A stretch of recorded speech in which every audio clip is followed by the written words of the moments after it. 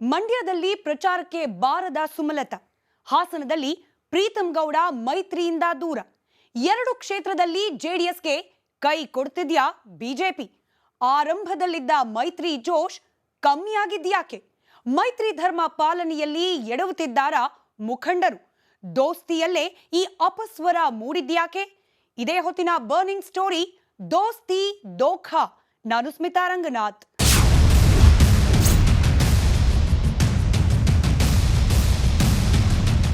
ಚುನಾವಣೆಗೆ ಇನ್ನೇನು ಬೆರಳೆಣಿಕೆಯ ಗಂಟೆಗಳು ಮಾತ್ರ ಬಾಕಿ ಉಳಿದಿದೆ. ಈ ಸಮಯದಲ್ಲಿ ದೋಸ್ತಿಯಲ್ಲಿ ಭಿನ್ನರಾಗ ಕೇಳಿ ಬರ್ತಿದೆ. ಆರಂಭದಲ್ಲಿ ಇದ್ದ ಆ ಜೋಶ್ ಕಣ್ಮರೆಯಾಗಿದೆ. ಖುದ್ದು ಜೆಡಿಎಸ್ ವರಿಷ್ಠ ದೇವೇಗೌಡ್ರೆ ಬಿಜೆಪಿಯಿಂದ ನಿರೀಕ್ಷಿತ ಬೆಂಬಲ ಸಿಕ್ತಿಲ್ಲ ಅಂತ ಹೇಳ್ತಿದ್ದಾರೆ. ಆ 2 ಕ್ಷೇತ್ರಗಳಲ್ಲಿ ಬಿಜೆಪಿ ಮತ್ತು ಜೆಡಿಎಸ್ ಮಧ್ಯ ತಾಳಮೇಳ ಸರಿಯಾಗ್ತಿಲ್ಲ. ಅಷ್ಟಕ್ಕೂ ಏನಾಗ್ತಿದೆ? ಮಂಡ್ಯ ಮತ್ತು ಹಾಸನದಲ್ಲಿ ಬಿಜೆಪಿ ಜೆಡಿಎಸ್ಗೆ ಹೇಳಿಕೊಳ್ಳುವಷ್ಟು ಬೆಂಬಲ ನೀಡ್ತಿಲ್ವಾ? ತೋರಿಸ್ತೀವಿ ನೋಡಿ.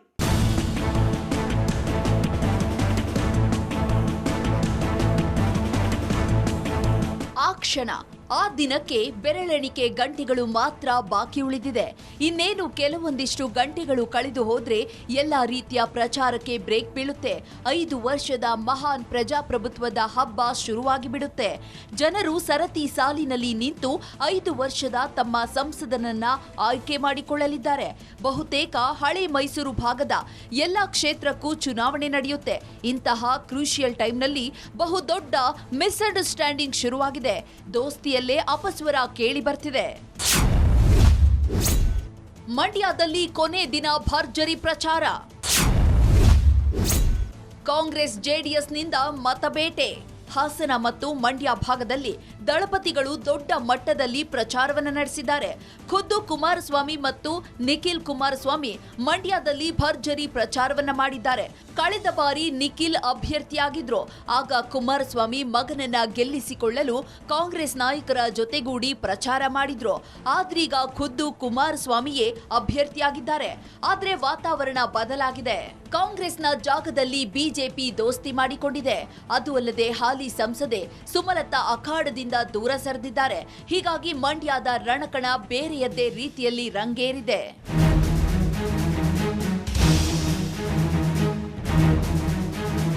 ಮತ್ತೊಂದು ಕಡೆ ಕಾಂಗ್ರೆಸ್ ದೊಡ್ಡ ಮಟ್ಟದಲ್ಲಿ ದೋಸ್ತಿಗೆ ಟಕ್ಕರ್ ಕೊಡ್ತಿದೆ. ಕಾಂಗ್ರೆಸ್ನಿಂದ ಸ್ಟಾರ್ ಚಂದ್ರು ಅಖಾಡದಲ್ಲಿದ್ದಾರೆ. ಈ ಬಾರಿ ಮಂಡ್ಯ ಗೆಲ್ಲಲೇಬೇಕು ಅಂತ ಕಾಂಗ್ರೆಸ್ ಪಣ ತೊಟ್ಟಿದೆ. ಹೀಗಾಗಿ ಮೊದಲಿನಿಂದಲೂ ಡಿಕೆ ಶಿವಕುಮಾರ್ ಆದಿಯಾಗಿ ಎಲ್ಲರೂ ಠಿಕಾಣಿ ಹೂಡಿದ್ರು. ಜೊತೆಗೆ ಚಾಲೆಂಜಿಂಗ್ ಸ್ಟಾರ್ ದರ್ಶನ್ ರನ್ನು ಅಖಾಡಕ್ಕೆ ಕರೆತಂದಿದ್ರು. ಕಳೆದ ಬಾರಿ ಸುಮಲತಾ ಪರ ಪ್ರಚಾರ ಮಾಡಿದ ದರ್ಶನ್ ಈ ಬಾರಿ ಕಾಂಗ್ರೆಸ್ ಅಭ್ಯರ್ಥಿ ಪರ ಪ್ರಚಾರ ಮಾಡಿದ್ದಾರೆ. ಒಟ್ಟಾರೆ ಕಾಂಗ್ರೆಸ್ ಅಖಾಡದಲ್ಲಿ ನುಗ್ಗಿ ಹೋಗುತ್ತಿದೆ. ಆದ್ರೆ ಬಿಜೆಪಿ ಜೆಡಿಎಸ್ ದೋಸ್ತಿಯಲ್ಲಿ ಮೇಲ್ನೋಟಕ್ಕೆ ಎಲ್ಲವೂ ಸರಿ ಇಲ್ಲ ಅನ್ನೋದು ಎದ್ದು ಕಾಣುತ್ತಿದೆ. ಪ್ರಚಾರಕ್ಕೆ ಬಾರದ ರೆಬಲ್ ಲೇಡಿ ಸುಮಲತಾ. ಕೊನೆ ದಿನವೂ ಗೈರಾಗಿದ್ದು ಯಾಕೆ ಮಂಡ್ಯ ಗೌಡ್ತಿ? ವೀಕ್ಷಕರೇ, ಈ ಬಾರಿ ಚುನಾವಣೆ ಕಣ ರಂಗೇರಲು ಇದು ಒಂದು ಕಾರಣವಾಗಿದೆ. ಅದೇನು ಅಂದ್ರೆ, ಕಳೆದ ವಿಧಾನಸಭಾ ಚುನಾವಣೆಯಲ್ಲಿ ಜೆಡಿಎಸ್ ಮತ್ತು ಬಿಜೆಪಿ ಹೀನಾಯವಾಗಿ ಸೋತಿದ್ವು. ಆಗ ಸೋತ 2 ಪಕ್ಷಗಳು ಕಾಂಗ್ರೆಸ್ ವಿರುದ್ಧ ಮೈತ್ರಿಯನ್ನ ಮಾಡಿಕೊಂಡಿದ್ವು. ಅದು ಅಲ್ಲದೆ ಮೈತ್ರಿಯಾಗಿ ಲೋಕಸಭಾ ಚುನಾವಣೆ ಎದುರಿಸೋ ಶಪಥವನ್ನ ಮಾಡಿದ್ವು. ಆಗ ಗೊಂದಲಕ್ಕೆ ಬಿದ್ದಿದ್ದೇ ಇದೇ ರೆಬಲ್ ಲೇಡಿ ಸುಮಲತಾ. ಕಳೆದ ವಿಧಾನಸಭೆಯಲ್ಲಿ ಬಿಜೆಪಿ ಬೆಂಬಲಕ್ಕೆ ನಿಂತಿದ್ದ ಸುಮಲತಾ ಬಿಜೆಪಿಯಿಂದ ಈ ಬಾರಿ ಟಿಕೆಟ್ ನಿರೀಕ್ಷೆಯಲ್ಲಿದ್ರು. ಆದ್ರೆ ಟಿಕೆಟ್ ಕೈ ತಪ್ಪಿತ್ತು. ಮೈತ್ರಿ ಧರ್ಮ ಪಾಲನೆಯಲ್ಲಿ ಮಂಡ್ಯ ಜೆಡಿಎಸ್ಗೆ ಹೋಗಿತ್ತು. ಇಲ್ಲಿಂದ ಆರಂಭವಾಗಿತ್ತು ನೋಡಿ ಮತ್ತೊಂದು ಕುತೂಹಲ.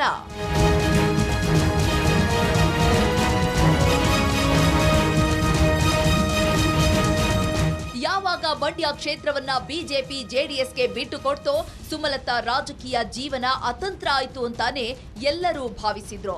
ಅದು ಅಲ್ಲದೆ ಸುಮಲತಾರ ಮುಂದಿನ ನಡೆ ಏನು ಅನ್ನೋದು ಎಲ್ಲರ ಕುತೂಹಲಕ್ಕೆ ಕಾರಣವಾಗಿತ್ತು. ಆಗ ನಡೆದಿದ್ದು ಯಾರು ಊಹಿಸದ ಘಟನೆ. ಅದೇನು ಅಂದ್ರೆ, ಖುದ್ದು ಕುಮಾರಸ್ವಾಮಿಯೇ ಸುಮಲತಾ ಮನೆಗೆ ಹೋಗಿದ್ರು. ಈ ಬಾರಿ ನಮಗೆ ಬೆಂಬಲ ಕೊಡಬೇಕು ಅಂತ ಕೇಳಿಕೊಂಡಿದ್ರು. ಅದಕ್ಕೆ ಓಕೆ ಅಂದಿದ್ದ ಸುಮಲತಾ ಚುನಾವಣೆಗೆ ನಿಲ್ಲೋದಿಲ್ಲ ಅಂತ ಹೇಳಿದ್ರು. ಅದು ಅಲ್ಲದೆ ಕುಮಾರಸ್ವಾಮಿಗೆ ಬೆಂಬಲವನ್ನ ಕೊಡೋದಾಗಿ ಹೇಳಿದ್ರು. ಆದ್ರೆ ಪ್ರಚಾರದ ವಿಚಾರದಲ್ಲಿ ಮಾತ್ರ ಧ್ವನಿ ಎತ್ತಲಿಲ್ಲ. ಕಾಂಗ್ರೆಸ್ ಅಭ್ಯರ್ಥಿ ಪರ ದರ್ಶನ್ ಪ್ರಚಾರ. ಮಂಡ್ಯದಲ್ಲಿ ಕಾಣಿಸಿಕೊಳ್ಳದ ಸುಮಲತಾ ಅಂಬರೀಶ್ ಈ ಬಾರಿಯ ಚುನಾವಣಾ ಪ್ರಚಾರದಲ್ಲಿ ಎಲ್ಲಿಯೂ ಕಾಣಿಸಿಕೊಳ್ಳಲಿಲ್ಲ. ಆದ್ರೆ ದರ್ಶನ್ ಮಾತ್ರ ಕಾಂಗ್ರೆಸ್ ಅಭ್ಯರ್ಥಿ ಪರ ಪ್ರಚಾರ ಮಾಡಿದ್ರು. ಇದು ಮಂಡ್ಯದಲ್ಲಿ ಗೊಂದಲಕ್ಕೂ ಕಾರಣವಾಗಿತ್ತು. ಈ ಬಗ್ಗೆ ಸುಮಲತಾರನ್ನೇ ಕೇಳಿದಾಗ ಪ್ರಚಾರದ ವಿಚಾರವಾಗಿ ಯಾವುದೇ ಮಾತುಕತೆ ನಡೆದಿಲ್ಲ ಅನ್ನೋ ಉತ್ತರವನ್ನ ನೀಡಿದ್ರು. ಹಾಗೆ ನೋಡಿದ್ರೆ ಖುದ್ದು ಕುಮಾರಸ್ವಾಮಿ ಪ್ರಚಾರಕ್ಕೆ ಕರೆಯುತ್ತಾರೆ ಅನ್ನೋ ನಿರೀಕ್ಷೆಯಲ್ಲಿ ಸುಮಲತಾ ಇದ್ರು ಅಂತ ಕಾಣುತ್ತೆ. ಆದ್ರೆ ಕುಮಾರಸ್ವಾಮಿ ನೇರವಾಗಿ ಪ್ರಚಾರಕ್ಕೆ ಬನ್ನಿ ಅಂತ ಕರೆದಿಲ್ಲ. ಹೀಗಾಗಿ ಸುಮಲತಾ ಎಲ್ಲಿಯೂ ಕೂಡ ಪ್ರಚಾರದಲ್ಲಿ ಕಾಣಿಸಿಕೊಂಡಿಲ್ಲ.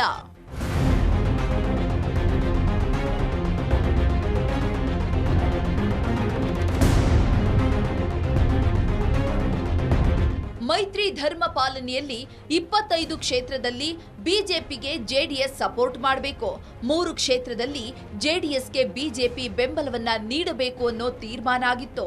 ಹಾಗೆ ನೋಡಿದ್ರೆ ಮಂಡ್ಯ ಕ್ಷೇತ್ರದಲ್ಲಿ ಬಿಜೆಪಿಗೆ 1 ರಿಂದ 2 ಲಕ್ಷ ಮತ ಇವೆ. ಈ ಮತಗಳು ಜೆಡಿಎಸ್ಗೆ ಹೋದ್ರೆ ಕಾಂಗ್ರೆಸ್ ಅನ್ನ ಸೋಲಿಸೋದು ಸುಲಭ ಆಗ್ತಿತ್ತು. ಕಳೆದ ಬಾರಿ ಸುಮಲತಾ ಗೆಲ್ಲೋದಕ್ಕೆ ಕಾರಣವಾಗಿದ್ದ ಮತಗಳಲ್ಲಿ ಇವು ಕೂಡ ಇದ್ವು. ಈಗ ಮೈತ್ರಿ ಆಗಿರೋದ್ರಿಂದ ಈ ಮತಗಳು ಜೆಡಿಎಸ್ಗೆ ಬರ್ತವೆ ಅಂತ ಲೆಕ್ಕಾಚಾರ ಹಾಕಲಾಗಿತ್ತು.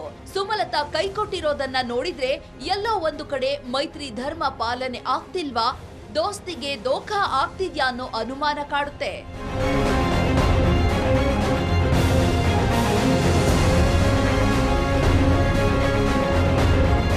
ಸುಮಲತಾ ಯಾವ ಕಾರಣಕ್ಕೆ ಕುಮಾರಸ್ವಾಮಿ ಪರವಾಗಿ ಪ್ರಚಾರ ಮಾಡ್ತಿಲ್ಲ ಅನ್ನೋ ಪ್ರಶ್ನೆ ಇಲ್ಲಿ ಕಾಡುತ್ತೆ. ಅದಕ್ಕೆ ಒಂದೆರಡು ಕಾರಣಗಳನ್ನ ನೋಡಿದ್ರೆ ಮುಖ್ಯವಾಗಿ ಹಳೆಯ ಸೇಡು ಇಲ್ಲಿ ಎದ್ದು ಕಾಣುತ್ತೆ.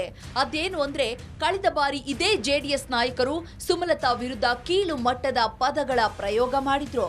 ಇವು ನಿಖಿಲ್ ಕುಮಾರಸ್ವಾಮಿ ಗೆಲುವಿಗೆ ಸಾಕಷ್ಟು ಡ್ಯಾಮೇಜ್ ಮಾಡಿದ್ವು. ಆ ಮಾತುಗಳನ್ನ ಸುಮಲತಾ ಅಂಬರೀಶ್ ಇನ್ನು ಮರೆತಂತೆ ಕಾಣ್ತಿಲ್ಲ. ಅದು ಅಲ್ಲದೆ ಕೇಂದ್ರ ಬಿಜೆಪಿ ನಾಯಕರು ಯಾರೂ ಸಹ ಸುಮಲತಾ ಅಂಬರೀಶ್ಗೆ ಪ್ರಚಾರದಲ್ಲಿ ಭಾಗಿಯಾಗುವಂತೆ ಸೂಚನೆಯನ್ನ ನೀಡಿದಂತೆ ಕಾಣ್ತಿಲ್ಲ. ಕಳೆದ ಬಾರಿ ಆಗಿರೋಂತಹ ಪ್ಯಾಚಪ್ನ ಸರಿ ಮಾಡುವ ಗೋಜಿಗೆ ಹೋಗಿಲ್ಲ. ಹೀಗಾಗಿ ಸುಮಲತಾ ಅಖಾಡದಲ್ಲಿ ಎಲ್ಲಿಯೂ ಕೂಡ ಕಾಣಿಸಿಕೊಂಡಿಲ್ವಾ ಅನ್ನೋ ಪ್ರಶ್ನೆ ಮೂಡುತ್ತೆ. ಸುಮಲತಾ ಗೈರಿನಿಂದ ಡ್ಯಾಮೇಜ್ ಇಲ್ಲವೆಂದ ಎಚ್ಡಿಡಿ. ಹಾಸನದಲ್ಲಿಯೂ ಕೈ ಕೊಟ್ಟಿದ್ಯಾ ಕೇಸರಿ ಪಾಳೆಯ. ಬಿಜೆಪಿ ಜೆಡಿಎಸ್ ಮೈತ್ರಿ ಅಭ್ಯರ್ಥಿಗಳ ಪರ ಇಳಿ ವಯಸ್ಸಿನಲ್ಲೂ ಬಿರುಸಿನ ಪ್ರಚಾರವನ್ನ ನಡೆಸುತ್ತಿರುವ ಮಾಜಿ ಪ್ರಧಾನಿ ಎಚ್.ಡಿ. ದೇವೇಗೌಡ ಹಲವು ವಿಚಾರಗಳ ಕುರಿತು ಮಾತನಾಡಿದ್ದಾರೆ. ಈ ಕುರಿತು ಮಾತನಾಡಿದ ಮಾಜಿ ಪ್ರಧಾನಿ ಎಚ್.ಡಿ. ದೇವೇಗೌಡ ಹಾಸನದಲ್ಲಿ ಮೈತ್ರಿಗೆ ಬಿಜೆಪಿಯ ಕೆಲವರು ವಿರೋಧ ವ್ಯಕ್ತಪಡಿಸುತ್ತಿದ್ದಾರೆ. ಕೆಲವರು ನಮಗೆ ಸಹಕಾರವನ್ನ ನೀಡ್ತಾ ಇಲ್ಲ. ಹಾಗೆಂದ ಮಾತ್ರಕ್ಕೆ ನಾವು ಸೋಲೋದಿಲ್ಲ, ನಾವು ಹಾಸನದಲ್ಲಿ ಗೆಲ್ಲುತ್ತೇವೆ ಎಂದಿದ್ದಾರೆ. ಹಾಗೆ ಮಂಡ್ಯದಲ್ಲೂ ಸುಮಲತಾ ಕುಮಾರಸ್ವಾಮಿಗೆ ಸಹಾಯ ಮಾಡಿಲ್ಲ. ಆದಾಗ್ಯೂ ಈ 2 ಕ್ಷೇತ್ರಗಳಲ್ಲಿಯೂ ಮೈತ್ರಿ ಅಭ್ಯರ್ಥಿಗಳು ಗೆಲ್ಲುವುದು ಖಚಿತ ಎಂದು ವಿಶ್ವಾಸ ವ್ಯಕ್ತಪಡಿಸಿದ್ದಾರೆ. ಈ ಮೂಲಕ ಮೈತ್ರಿಯಲ್ಲಿ ಈವರೆಗೂ ಒಮ್ಮತ ಮೂಡಿಲ್ಲ ಎಂದು ಹೇಳಿದ್ದಾರೆ. ಕೆಲವು ವ್ಯಕ್ತಿಗಳು ಭಾರತೀಯ ಜನತಾ ಪಾರ್ಟಿಯ ಅವರು ಕೋಆಪರೇಟ್ ಮಾಡ್ತಾ ಇಲ್ಲ ಅಷ್ಟೆ. ನಾನು ಇದನ್ನು ಗಮನದಲ್ಲಿ ಇಟ್ಕೊಂಡೇ ಹೇಳಿದ್ದೇನೆ. ಕಾವೇರಿ ಬೇಸಿನ ಎಲ್ಲ ಸ್ಥಾನಗಳನ್ನು ಗೆಲ್ಲಲಿಕ್ಕೆ ಸಾಧ್ಯ. ಈಗ ಮಂಡ್ಯದಲ್ಲಿ ಸುಮಲತಾ ಅವರು ಕುಮಾರಸ್ವಾಮಿಗೆ ಕೋಆಪರೇಟ್ ಮಾಡಿಲ್ಲ. ಮಂಡ್ಯ ಕ್ಷೇತ್ರದ ಕತೆ ಇಷ್ಟಾದ್ರೆ ಹಾಸನದಲ್ಲಿಯೂ ಇದರ ಕತೆ ಏನು ಭಿನ್ನವಾಗಿಲ್ಲ. ಹಾಸನದಲ್ಲಿ ಹಾಲಿ ಸಂಸದ ಪ್ರಜ್ವಲ್ ರೇವಣ್ಣ ಅಖಾಡದಲ್ಲಿದ್ದಾರೆ. ಈ ಬಾರಿಯೂ ಗೆಲ್ಲುವ ವಿಶ್ವಾಸವನ್ನ ವ್ಯಕ್ತಪಡಿಸಿದ್ದಾರೆ. ಹಾಸನ ದೇವೇಗೌಡರ ಭದ್ರಕೋಟೆ. ಬಿಜೆಪಿ ಮತ್ತು ಜೆಡಿಎಸ್ ಮೈತ್ರಿಯಾದ ಬೆನ್ನಲ್ಲೇ ಮೊದಲು ಅಪಸ್ವರ ಕೇಳಿ ಬಂದಿದ್ದೆ ಹಾಸನದಲ್ಲಿ. ದೇವೇಗೌಡರ ಕುಟುಂಬದ ಬದ್ಧ ಶತ್ರುವಾಗಿರೋ ಪ್ರೀತಂ ಗೌಡ ಹಾಸನದಲ್ಲಿ ಬೆಂಬಲವನ್ನ ಕೊಡದಿರಲು ನಿರ್ಧರಿಸಿದ್ರು. ಆದರೆ ಮೈತ್ರಿ ಧರ್ಮ ಪಾಲನೆಯ ಹೆಸರಿನಲ್ಲಿ ಬೆಂಬಲ ಕೊಡೋದಾಗಿ ಒಪ್ಪಿಕೊಂಡಿದ್ರು. ಇದು ಮೇಲ್ನೋಟಕ್ಕೆ ಸೈ ಎನಿಸಿದ್ರು ಒಳಗೊಳಗೆ ಜಿದ್ದು ಇದ್ದಿದ್ದು ಸುಳ್ಳಲ್ಲ. ಹೀಗಾಗಿ ಹಾಸನದಲ್ಲಿ ದೋಸ್ತಿಗಳ ಮಧ್ಯೆ ಮೈತ್ರಿ ಧರ್ಮ ಪಾಲನೆ ಆಗುತ್ತಿಲ್ಲ.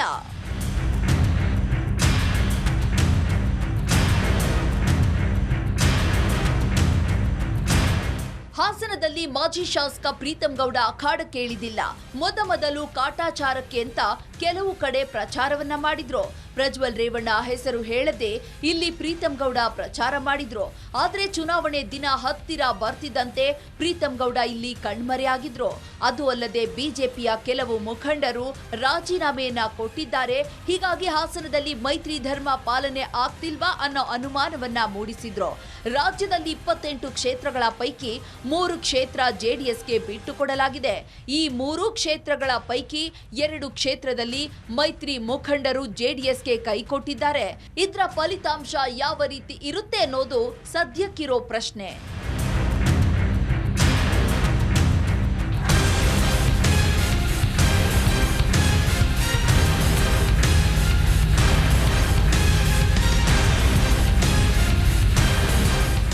ಹಾಸನ ಮಂಡ್ಯದಲ್ಲಿ ಮಾತ್ರವೇ ಈ ಸಮಸ್ಯೆ ಇದೆ. ಸುಮಲತಾ ಹಾಗೂ ಪ್ರೀತಂ ಗೌಡ ಇಬ್ಬರೂ ಕೈ ಕೊಟ್ಟಿದ್ದಾರೆ. ಆದರೆ ಕಾರ್ಯಕರ್ತರು ಮಾತ್ರ ಬೆಂಬಲಕ್ಕೆ ನಿಂತಿದ್ದಾರೆ. ಇದೇ ಹೊತ್ತಿನ ಬರ್ನಿಂಗ್ ಸ್ಟೋರಿ. ನೋಡ್ತಾ ಇರಿ ರಿಪಬ್ಲಿಕ್ ಕನ್ನಡ, ಇದು ನಿಮ್ಮ ಧ್ವನಿ.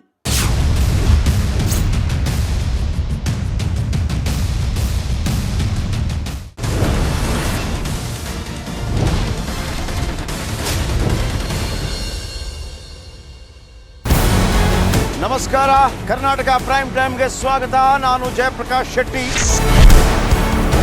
ಇಡೀ ಕರ್ನಾಡು ಇವತ್ತು ರೆಬೆಲ್ ಆಗಿ ನಿಂತಿದೆ.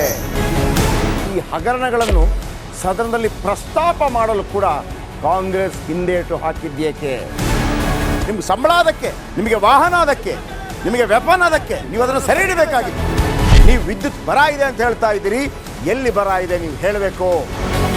ಪಾಕಿಸ್ತಾನ್ ಆಕ್ಯುಪೈಡ್ ಕಾಶ್ಮೀರ್ ಅದು ಎಂದೆಂದಿಗೂ ನಮ್ಮದು. 40 ಮೆಷಿನ್ಗಳು ತಂದಿತ್ತು ನೋಟ್ ಎಣಿಸುವುದಕ್ಕೆ, ಅದೇ ಹಾಳಾಯಿತು. ಮಥುರಾದ ಗಲಾಟೆ ಇದೆಯಲ್ಲ, ಅದು ಸ್ಥಳೀಯವಾಗಿ ಕೂತು ಪರಿಹರಿಸಬಹುದಾದಂಥ ಕಾನೂನಿದೆ. ಗ್ಯಾರಂಟಿ ಯೋಜನೆಯಿಂದ ನಷ್ಟ ಆಗಿದೆ, ಲಾಭ ಆಗಿದೆ, ದಯವಿಟ್ಟು ಹೇಳಿ. Dawood Ibrahim most wanted criminal ಯಾವಾಗಾದ ಅಂದರೆ ಇಲ್ಲಿ ತನಕ ಭಾರತ ದೇಶದಲ್ಲಿ ಓರ್ವ ದಲಿತ ಪ್ರಧಾನಿಯಾದಂಥ ಇತಿಹಾಸವೇ ಇಲ್ಲ. ರಿಪಬ್ಲಿಕ್ ವರ್ಲ್ಡ್ ಆಪ್ ಇದು ಕೇವಲ ಅಪ್ಲಿಕೇಶನ್ ಅಲ್ಲ, ಸಮಗ್ರ ಸುದ್ದಿಗಳ ಸಂಪರ್ಕ ಮಾರ್ಗಕ್ಕೆ ಕ್ರಾಂತಿಕಾರಿ ಬದಲಾವಣೆ. ರಿಪಬ್ಲಿಕ್ ವರ್ಲ್ಡ್ ಆಪ್ ಕೇವಲ ಸುದ್ದಿ ಅಪ್ಲಿಕೇಶನ್ ಅನ್ನ ಪರಿಚಯ ಮಾಡ್ತಾ ಇಲ್ಲ, ಬದಲಾಗಿ ಡಿಜಿಟಲ್ ಸುದ್ದಿ ಬಳಕೆಯ ಹೊಸ ಯುಗಕ್ಕೆ ನಾಂದಿ ಹಾಡ್ತಾ ಇದೆ. ಇದೊಂದು ಬ್ರೇಕಿಂಗ್ ನ್ಯೂಸ್, ಪ್ರಭಾವಶಾಲಿ ಕಾರ್ಯಕ್ರಮಗಳಿಗೆ ಗಟ್ಟಿಯಾದ ವೇದಿಕೆ. ರಿಪಬ್ಲಿಕ್ ವರ್ಲ್ಡ್ ಅಪ್ಲಿಕೇಶನ್ ಈಗ ಲೈವ್ ಆಗಿದೆ. ಗೂಗಲ್ ಪ್ಲೇ ಸ್ಟೋರ್ ಮತ್ತು ಆಪಲ್ ಆಪ್ ಸ್ಟೋರ್ ಎರಡರಲ್ಲೂ ಲಭ್ಯವಿದೆ. ಈಗಲೇ ಡೌನ್ಲೋಡ್ ಮಾಡಿ.